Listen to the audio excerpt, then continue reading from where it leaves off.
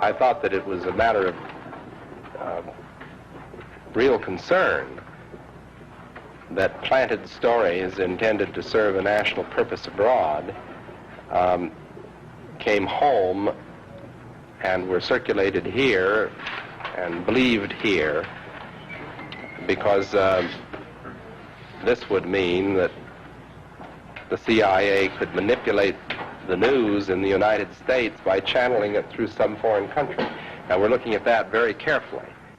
Do you have any people being paid by the CIA who are contributing to a major circulation American journal?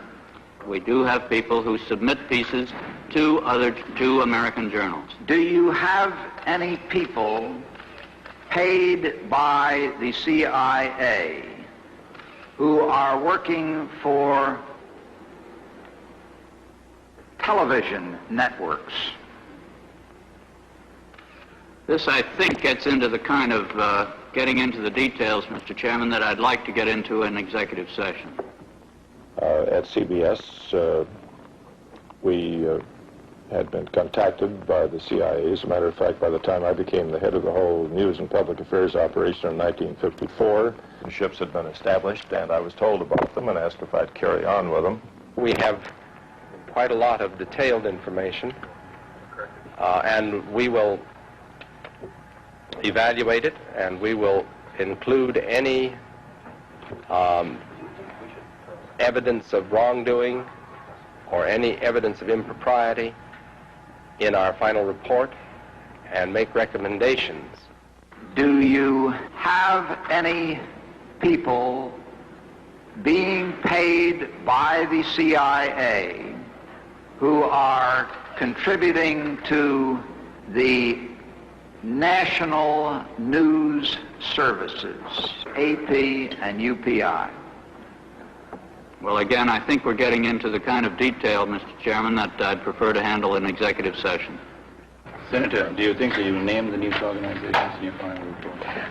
That remains to be decided. I think it was entirely in order for our correspondents at that time to make use of CIA agent chiefs of station and other members of the executive staff of CIA as sources of information which were useful in their assessments of world conditions. Would you say that continues today? Well, I would think probably for a reporter it would continue today, but because of all of the revelations of the period of the 1970s, it seems to me that a reporter's got to be much more circumspect in doing it now, or he runs the risk of at least being looked at with considerable disfavor by the public. I think you've got to be much more careful about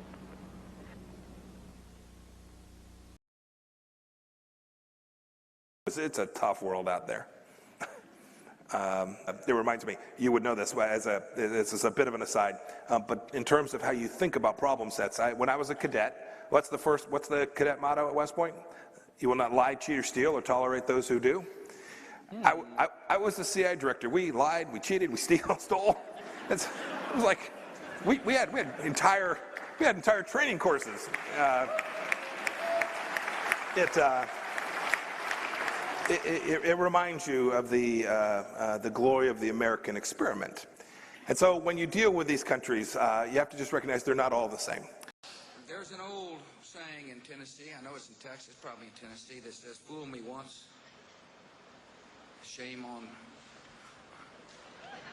you." If fool me, we can't get fooled again.